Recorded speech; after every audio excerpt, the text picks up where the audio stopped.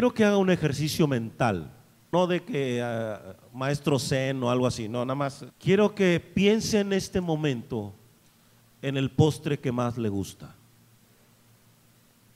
Quiero que se lo imagine a todo detalle. Quiero que de alguna manera sienta el sabor en su lengua. Mira, el cerebro puede hacer eso, siente el sabor en su lengua. Y que experimente esa sensación de placer que da el postre. ¿Ya lo tiene? ¿Sí? Híjole. Se me hace que este no es buen horario para dar estos ejemplos, pero bueno, ahí va. Vamos a suponer que un día te dicen, ya no te puedes comer ese postre. Así. Te dice el médico, si usted se vuelve a comer ese postre, usted va a tener un gran problema en su cuerpo. Por favor, tiene que evitarlo a toda costa. Y la cuestión es que ese tipo de detalles no son muy gratos, ¿verdad? Mientras no sabíamos lo que teníamos, no había problema. Te lo comías con singular alegría. Pero ya una vez que te dicen algo, las cosas cambian, ¿no es cierto? Bueno, hermano, algo así voy a hablarle en un momento más, para que usted vaya situándose en este asunto de la tentación. Mire, Max Lucado cuenta una historia de que él aprendió a tomar un atajo rumbo a su trabajo. Él tomaba un atajo, una vez había una fila enorme en la avenida donde él iba. Max Lucado es un escritor, y entonces él encontró un atajo y se salía por ese atajo y agarraba la otra avenida. Perdón. Y resultó que en alguna ocasión su esposa lo iba acompañando. Y entonces él le dijo, no te preocupes, ahorita yo te voy a decir por dónde nos vamos. Porque la señora veía también todo el trafical. Y entonces él se sale por ese atajo, y entonces su esposa, como toda esposa, le dice, ¡hey! No puedes meterte por ahí, es en contra. Y él se quedó, ¿cómo? Si por ahí me he estado yendo todos estos días.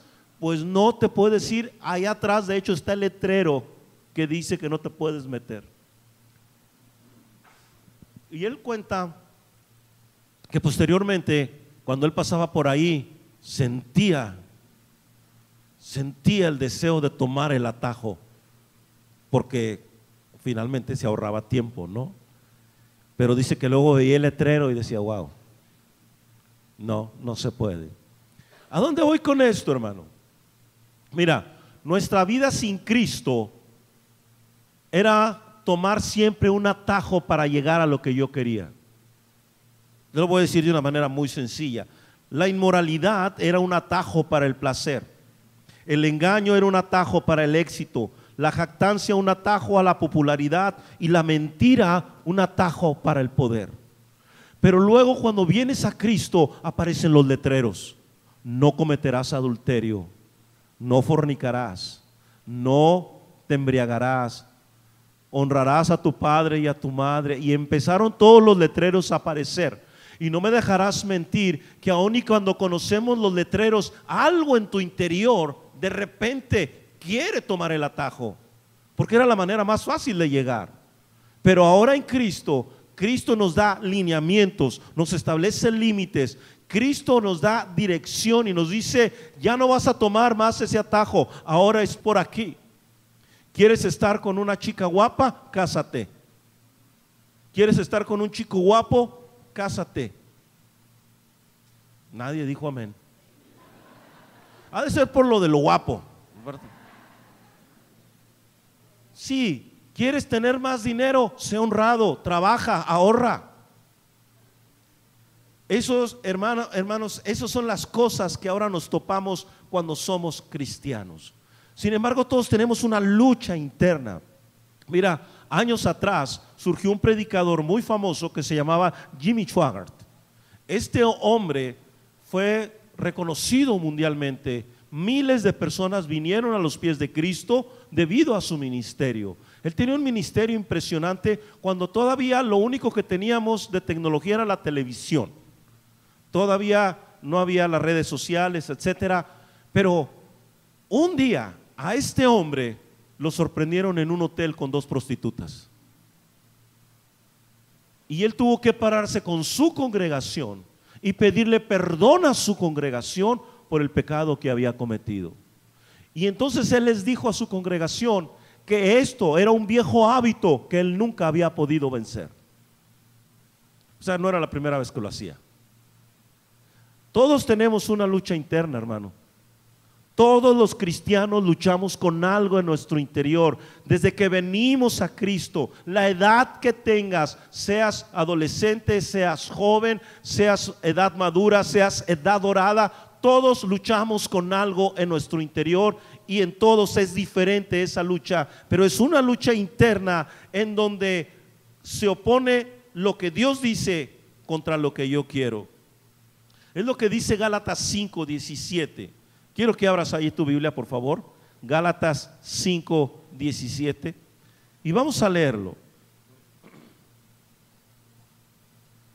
Dice de la siguiente manera este pasaje: porque el deseo de la carne es contra el espíritu, y el del espíritu es contra la carne, y estos se oponen entre sí para que no hagáis lo que quisiereis. Es decir, hay una guerra en tu interior. Y la peor guerra no es contra el diablo, es contra ti mismo. Contra esa parte de tu naturaleza que se niega a ver la palabra de Dios, que se rebela contra lo escrito. Y es ahí donde surge nuestra carne, donde nosotros en cierta medida nos exaltamos porque vemos el letrero divino y recordamos los atajos que tomábamos antes. Y Dios te dice: ¿sabes qué? Ya no es por allá, tienes que irte por donde yo te estoy diciendo. En Romanos el apóstol Pablo, de una manera muy sencilla, dice: conocí el pecado cuando conocí la ley. Es decir, entendí lo que era malo cuando vi en tu palabra, Señor, lo que era malo. Pero antes de eso no había una comprensión. Hacías las cosas porque todo mundo las hacía, las decías porque todo mundo las decía. Pero ahora que has venido a los pies de Cristo, hay una nueva vida para ti, una nueva manera de ser, una nueva manera de actuar. Pero cuando conocí el pecado por la ley, por la palabra de Dios, también se generó una guerra en mi interior, una lucha interna, la carne contra el espíritu contra la carne, los dos oponiéndose para que yo no haga lo que en realidad debo hacer. Abre tu Biblia en Romanos capítulo 7, por favor, ahora. El apóstol Pablo nos da un excelente ejemplo aquí de esto. Romanos 7, versículo 18. Y yo sé que en mí, esto es, en mi carne, no mora el bien, porque el querer el bien está en mí, pero no el hacerlo, porque no hago el bien que quiero, sino el mal que no quiero.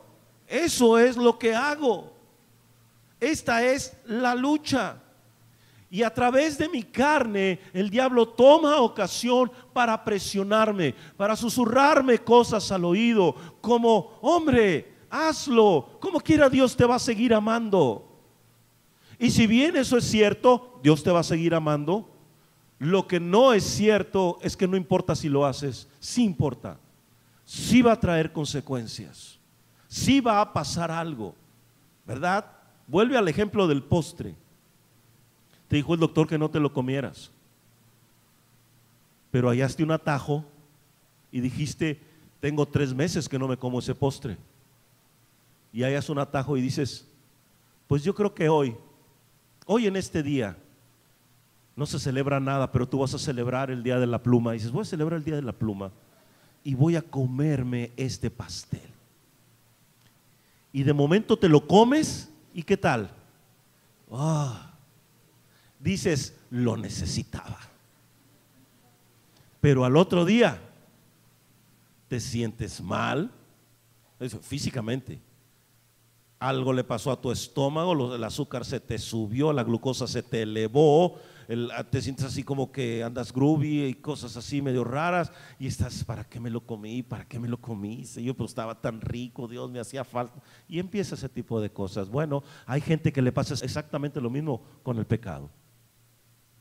Hallan el atajo, da un placer momentáneo, pero luego viene el sentimiento de culpabilidad. Y es que Satanás siempre va a llevarte a cuestionar lo que Dios dejó escrito en su palabra. ¿Por qué tiene que ser así? Este libro lo escribieron hombres. Este libro no es tan perfecto como dicen. Este libro se contradice. Además, ¿quién me garantiza que realmente Dios inspiró a esas personas? No, se me hace que esto está bastante exagerado. El diablo va a llevarte a racionalizar la palabra de Dios al punto que la cuestiones, al punto que la veas como algo pasajero. Déjame decirte algo sobre lo escrito en la palabra de Dios. Su palabra permanece para siempre. Y además, cada mandato en la Biblia, que no es una sugerencia, es un mandato. Cada instrucción en la Biblia no es opcional, hermano. ¿Y sabes por qué no lo es? Porque cada cosa que encuentras allí tiene que ver con la naturaleza santa de Dios. Por eso, hermano, los mandamientos son un reflejo de su carácter y Él quiere formar su carácter en nuestra vida. Y por eso hemos de obedecerlo. No es una cuestión a gusto del cliente. Dios no está queriendo hacerte ser feliz ni quiere hacerte sentir bien. Dios quiere perdonar tu pecado, cambiar tu vida y que encuentres en Él todo lo que te hace falta. Y gracias a Dios por ello. Así que, hermano, nosotros tendríamos que ponernos atentos a esa parte, a esa lucha interna, a esa batalla interna que desgasta y que consume. Mira, en el Salmo 32, David llega a confesar esto: mientras callé, envejecieron mis huesos. Él había pecado con Betsabé y él no quería reconocer que lo que había hecho estaba mal, es decir, que era pecado. Y mientras él no confesó su pecado, dice que sus huesos se envejecieron, dice, se volvió mi verdor en sequedades de verano. De tal manera que él no solo se sentía mal, él llegó incluso a estar enfermo. Eso pasa cuando tienes esa lucha en contra de ti mismo, de esa parte que dice, es que me gustó, quisiera volver a hacerlo, pero la parte que te dice, pecaste, ofendiste a Dios. Y si la situación es así, hermano, entonces nosotros tenemos que darnos cuenta de cuánto necesitamos a Dios. Si bien es cierto que el apóstol Pablo llegó a decir, lo que no quiero, eso es lo que hago, él también dijo lo siguiente, ahí mismo en Romanos 7, en el versículo 24: miserable de mí, ¿quién me librará de este cuerpo de muerte? Gracias doy a Dios por Jesucristo, Señor nuestro. Así que yo mismo con la mente sirvo a la ley de Dios, mas con la carne a la ley del pecado. Y en el versículo 1 del capítulo 8 dice, ahora pues, ninguna condenación hay para los que están en Cristo, los que no andan conforme a la carne, sino conforme al Espíritu. Lo que está diciendo el apóstol Pablo es cierto, hay una lucha, es cierto, todo cristiano la enfrenta, pero lo que está diciendo el apóstol Pablo es que por medio de Cristo no tienes por qué ceder en esa lucha, porque tú no andas conforme a la carne, sino conforme al Espíritu. Tú dices, no vivo conforme a la carne, vivo conforme a lo que el Espíritu, conforme a lo que la Biblia tiene para mí. Y entonces, hermano, de esa manera no hay condenación. Es decir, con tu carne vas a luchar toda la vida. El asunto aquí es, nunca te dejes dominar ni controlar por ella, jamás. Y de esa manera no habrá condenación nunca para ti. Pero si tú eres alguien que se está dejando controlar por su carne, si tú eres alguien que está tomando los atajos, déjame decirte entonces que el asunto va a ir de mal en peor. Los atajos realmente nunca son tan buenos como nosotros lo pensamos. ¿Por qué? Porque si las cosas son así, hermano, entonces yo tengo un consejo para ti, tomado también de la palabra de Dios. No enciendas un fuego que probablemente no puedas apagar. Repito, no enciendas un fuego que probablemente no puedas apagar. Romanos capítulo 1.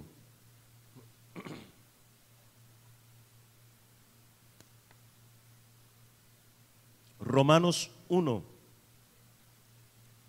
En la porción del 18 hasta el 32 se nos narra cuál ha sido la actitud del hombre. Una actitud de total rechazo a Dios. Inclusive llega a decir que le conocieron como Dios, esto dice el 21, dice, pero no le glorificaron como Dios, sino que lo sujetaron a sus propios razonamientos. El 23 dice, cambiaron la gloria de Dios incorruptible en semejanza de imagen de hombre corruptible, de aves, de cuadrúpedos y de reptiles. Es decir, Dios totalmente en contra de cualquier tipo de idolatría. Pero yo quiero centrarme, hermano, en los versículos del 25 al 28 y voy a darles lectura. Ya que cambiaron la verdad de Dios por la mentira, honrando y dando culto a las criaturas antes que al Creador, el cual es bendito por los siglos. Amén. Por esto Dios los entregó a pasiones vergonzosas, pues aún sus mujeres cambiaron el uso natural por el que es contra la naturaleza. Y de igual modo también los hombres, dejando el uso natural de la mujer, se encendieron en su lascivia unos con otros, cometiendo hechos vergonzosos hombres con hombres, y recibiendo en sí mismos la retribución debida a su extravío. Y como ellos no aprobaron tener en cuenta a Dios, Dios los entregó a una mente reprobada para hacer cosas que no convienen. Mira, en este pasaje Pablo establece que todo pecado, todo extravío y todo mal o quebranto viene principalmente de tres cosas. En el versículo 25 leímos esta frase: cambiaron la verdad por la mentira. Luego en el 27 dice lo siguiente: se encendieron en su lascivia. Y en el versículo 28 dice que no aprobaron tener en cuenta a Dios. Esas tres premisas son importantes y no son limitativas, pues el pasaje habla de muchas cosas más. Acarrean un impresionante alejamiento de Dios porque la gente empieza a vivir conforme a sus propios principios. Pero yo quiero enfatizar lo que dice el versículo 27. El versículo 27, dice que se encendieron en su lascivia unos con otros. Hay otra versión que dice ardieron. ¿Por qué quiero decirte esto? Bueno, lo primero que quiero resaltar es que aquí el pasaje habla de encenderse en lascivia, su aspecto sexual y sensual manejado incorrectamente. Es decir, Dios nos dejó una manera correcta acerca del sexo. Él fue quien lo creó en nuestro cuerpo, Él fue quien lo estableció en nuestras vidas, y hay una manera correcta de hacer las cosas acorde con la palabra de Dios. El sexo no puede ser practicado fuera del matrimonio ni antes del matrimonio. Eso está reservado única y exclusivamente para el momento en que te cases, ¿correcto? Entonces, lo que dice aquí el Señor en su palabra por medio del apóstol Pablo, dice que ellos se encendieron en su lascivia, es decir, iniciaron un fuego. Ese fuego, en este caso para ellos, fue enfocado hacia lo sexual. La idea de iniciar un fuego, hermano, te voy a dar una imagen para que me la entiendas. Por ejemplo, tú estás en tu casa y vas a hacer una carne asada, ¿correcto? Me invitaste a mí y a otros hermanos de la iglesia, y nosotros no llevamos nada, tú pusiste todo, y gloria a Dios por ello. Entonces resulta, ¿qué sucede cuando el carbón ves que empieza a prender? Empieza uno, dice uno, a atizarle al fuego, ¿no? Empieza uno a soplarle con la mano, así, bueno, con la mano no, con algún aparato que encontramos ahí, un cartón o un plato de unicel, y empieza uno para que se encienda más. Bueno, esa es la idea aquí. Cuando dice que se encendieron, quiere decir que iniciaron un fuego en ellos que los llevó a cosas terribles. Por eso mi consejo es: no enciendas un fuego que no vas a poder apagar. Es decir, no andes jugueteando con algo, no andes diciendo que al cabo no pasa nada, que al cabo no, o sea, sí, hace mucho nos conocimos, pero ahorita no, hombre, no hay nada. Sí, cómo no. No pasa nada, mira, nomás estoy moviendo estos números de aquí para acá y no va a pasar absolutamente nada. Eso yo lo tengo bien controlado. No, hermano, si va a pasar algo. No encienda un fuego que no va a poder apagar. Por favor, hermanos, hermanas que se reencontraron en Facebook con los amigos, con la generación, 55, 57, por favor, ya, hermanos. O sea, déjalos por la paz. Y esos famosos reencuentros, tenga mucho cuidado.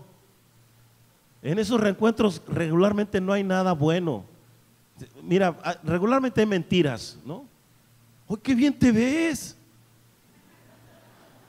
No, hombre.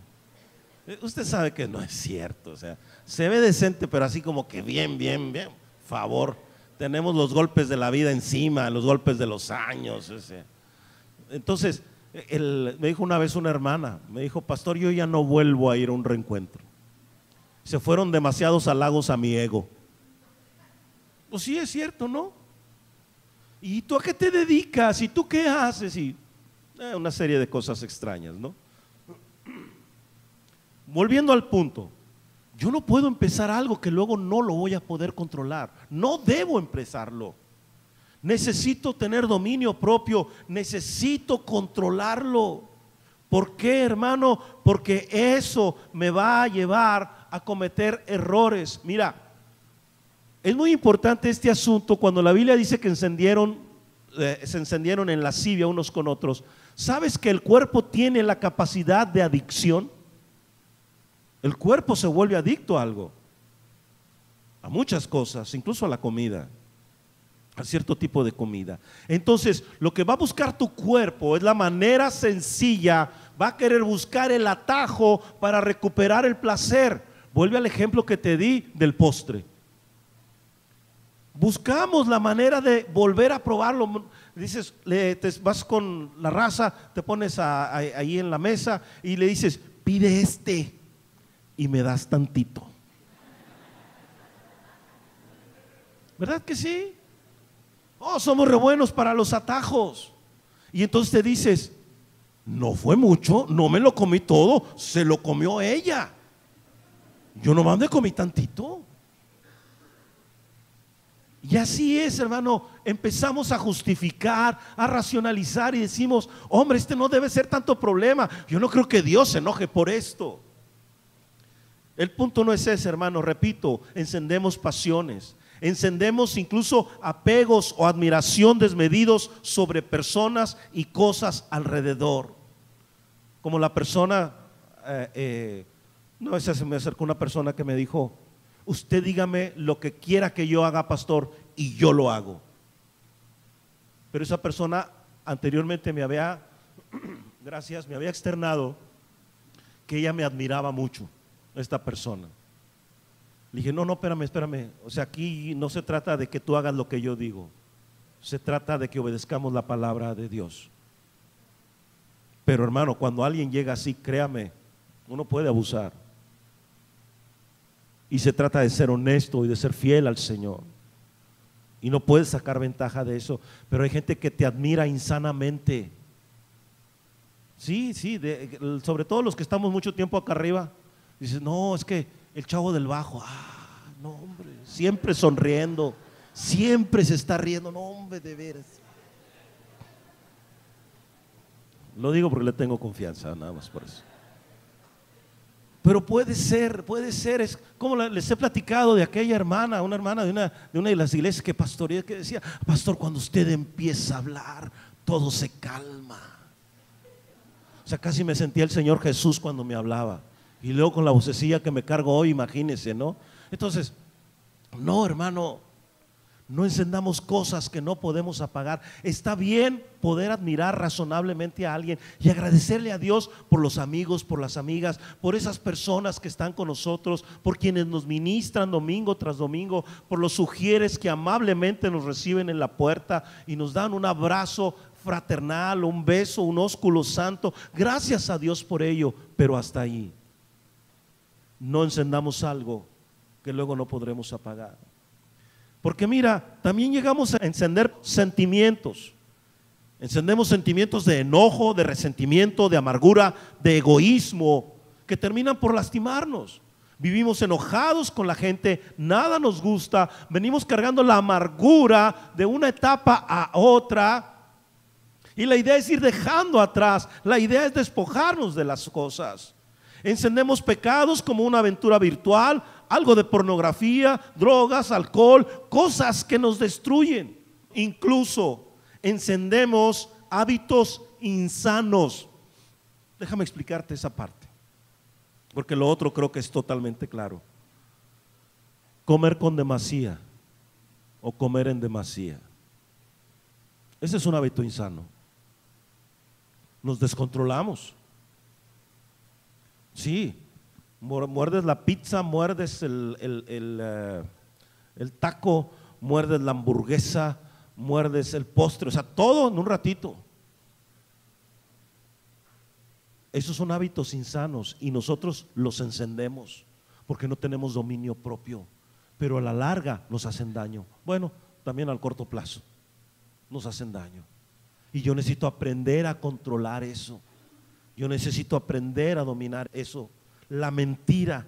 Oh, qué común se ha hecho la mentira. La adicción a las redes sociales, hermanos.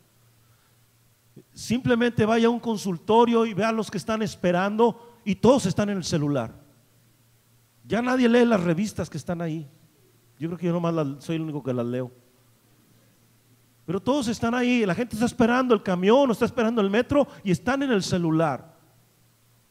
O sea, hay gente que tiene una obsesión por Facebook, que todo publican, todo. Hasta lo que no deberían, todos están publicando. O sea, como si a todos nos importara lo que publicas. O sea, necesitamos controlar ese asunto. Necesita usted ser selectivo con sus contactos. Hermano, no viva en Facebook. O sea, si usted hace 23 publicaciones en un día, usted tiene un problema muy serio.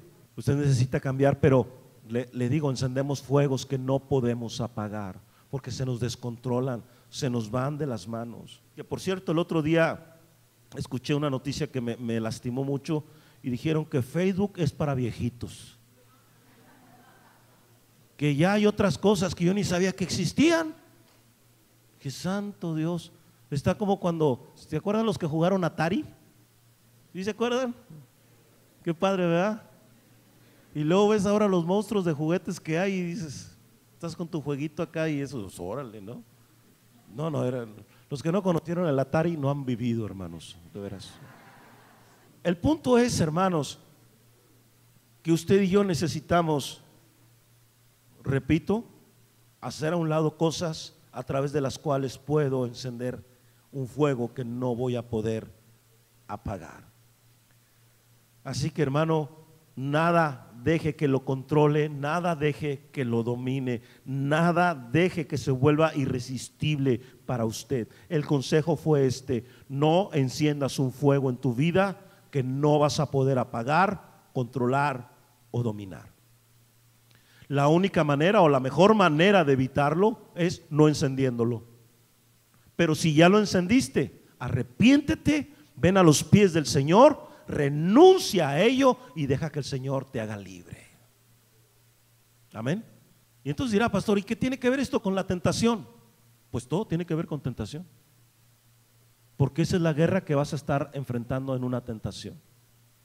Pero para entrar ya más literalmente en materia, de aquí nos vamos a ir así los siguientes domingos. Abre tu Biblia en Santiago capítulo 1, ya vamos a terminar. Santiago capítulo 1, el versículo 12, un pasaje conocido que dice: bienaventurado el varón que soporta la tentación, porque cuando haya resistido la prueba, recibirá la corona de vida que Dios ha prometido a los que le aman. En este versículo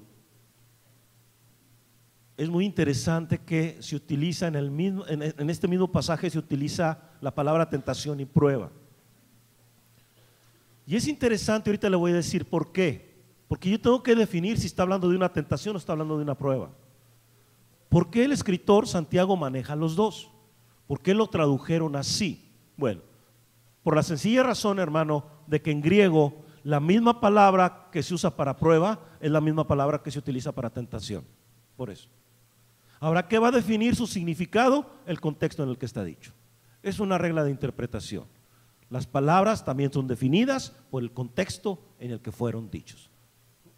Entonces, de esta manera, hermano, uno tiene que entender que en ese versículo se está hablando de que el varón bienaventurado es el que soporta la prueba, porque el soportar la prueba trae una bendición.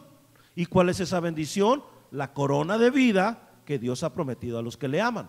A partir del versículo 13 se vuelve a hablar de tentación, pero se vuelve a hablar en un sentido de lo que es la tentación, como regularmente lo entendemos.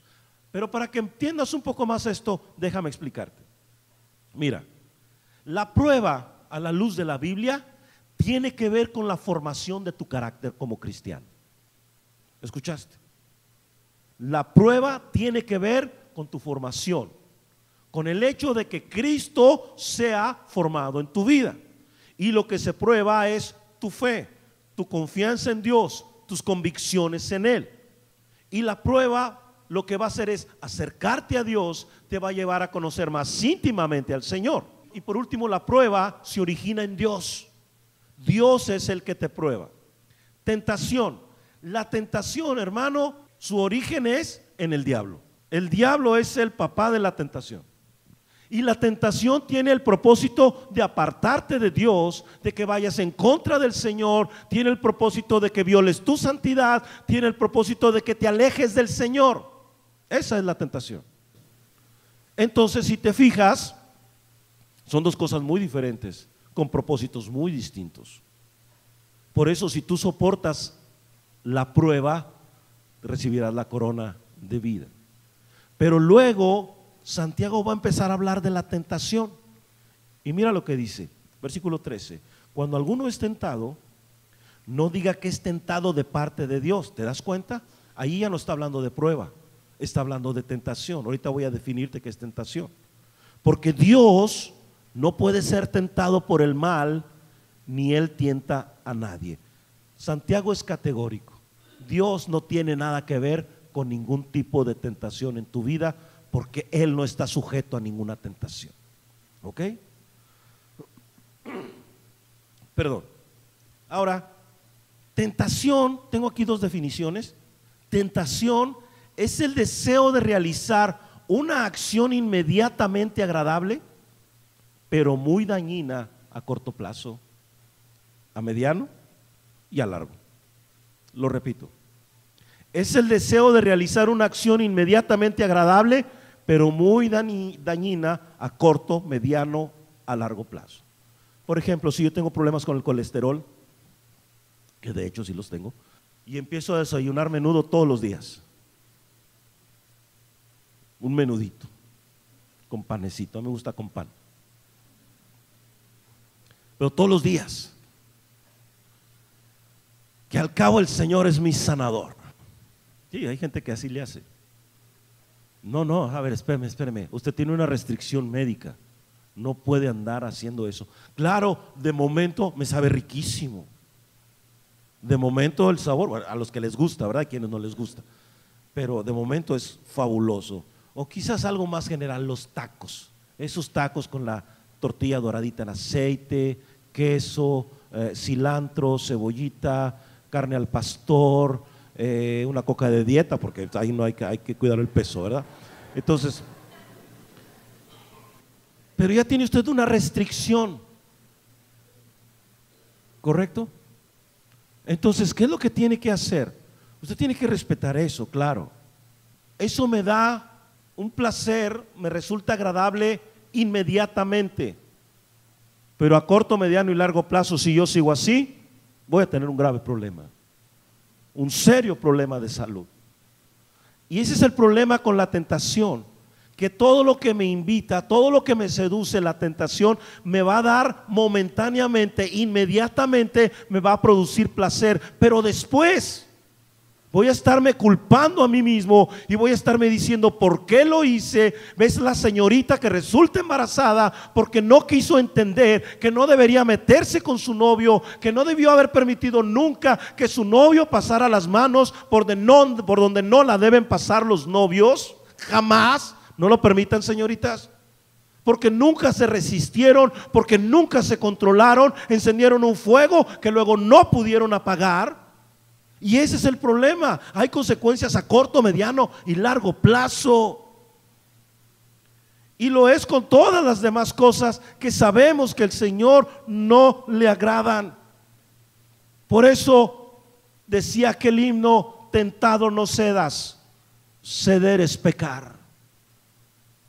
El himnólogo tenía razón. Pero también la tentación, hermano, y esto es tremendo, escuche lo que le voy a decir, es aquella atracción hacia algo que, si somos sinceros, lo queremos hacer. ¿No es cierto? Por eso es tentación. Si no lo quisiera hacer, no sería tentación. Pero me resulta tentador porque una parte de mí, y ahorita le voy a decir, aquí es donde entra la palabra concupiscencia, ahorita se la explico, lo quiere hacer. Realmente en mi interior, sí quiero aventarme, sí quiero jugarme todas las canicas con ese asunto, sí quiero el postre, me lo voy a echar. Y el problema de la tentación es que cuenta con nuestra complicidad, porque resulta que la tentación tiene una extraña fuerza que viene integrada con una convincente colección de excusas aparentemente irrefutables. Es decir, experimento la tentación, mi mente lo piensa, tengo excusas y concluyo que no va a haber problema, que lo necesito, que no va a pasar nada, y entonces caemos. Con esto termino. 14. Sino que cada uno es tentado cuando de su propia concupiscencia es que atraído y seducido. Dos palabras: atraer y seducir. Pero ¿qué es concupiscencia? La concupiscencia, hermanos, dicho de una manera muy sencilla, es tener un deseo profundo hacia algo. Otra definición dice: tener un deseo incontrolable hacia algo. La concupiscencia es tu naturaleza, es lo que está en tu naturaleza humana, que se inclina hacia el mal antes que hacia el bien. Ser tentado no es pecar, ceder a la tentación sí. Recuerda que Jesús fue tentado pero nunca pecó. Ahora, mi concupiscencia, tu concupiscencia es aquella parte en la que tú eres débil, es tu talón de Aquiles, es esa parte con la que luchas diariamente. Por ejemplo, para alguien puede ser la pornografía, para otra persona pueden ser los chismes, así. Pero a uno la concupiscencia lo lleva a un lado y al otro lo lleva a otro. ¿Sí está comprendiendo? Dígame amén si me entendió. ¿Sí? Esa es mi concupiscencia. Te inclina a algo en particular que no tiene que ser lo de la otra persona. Te inclina a ti. Por ejemplo, a algún hombre o a alguna mujer la puede estar inclinando a la vanidad. Si no uso playeras que traigan la aguilita aquí, siento que me raspan. Si no salemos, santo Dios, ya debo acabar. Bueno, si no salimos a comer a algún buen restaurante, somos pobres. Ay, híjoles. ¿Quién dijo? Digo, si lo puede hacer, qué bueno, gloria a Dios, pero no significa que sean pobres. Significa que alguien no cocina en la casa. No, no es cierto. No, hermanos, eso es para algunos la vanidad. Para algunos será algún otro asunto como la amargura, para otros será el resentimiento, para otros será cuestiones de tipo inmoral. Pero cada uno tenemos una flaqueza y necesitamos estar conscientes de ella. ¿Por qué? Y aquí van las dos palabras que quiero enfatizar. Dice que por esa concupiscencia somos atraídos y seducidos. El término atraer que se utiliza ahí evoca la imagen del pescador que avienta el anzuelo con el cebo esperando que el pez caiga. Eso es lo que hace el diablo, hermano. Avienta el cebo para ver si caes. El diablo atenta contra tu concupiscencia. Conoce esa parte que te gusta, sabe cuál es el postre que te agrada y te sale en la televisión y te llegan mensajes de Facebook ahí y te mandan un tweet y te mandan un WhatsApp con imágenes de ese postre tan rico que quieres. Está lanzando el anzuelo y pensamientos Y sí se sabe lo que sucede cuando el pez muerde el anzuelo, ¿verdad? Ya no se puede soltar. Número 2, luego dice seducido.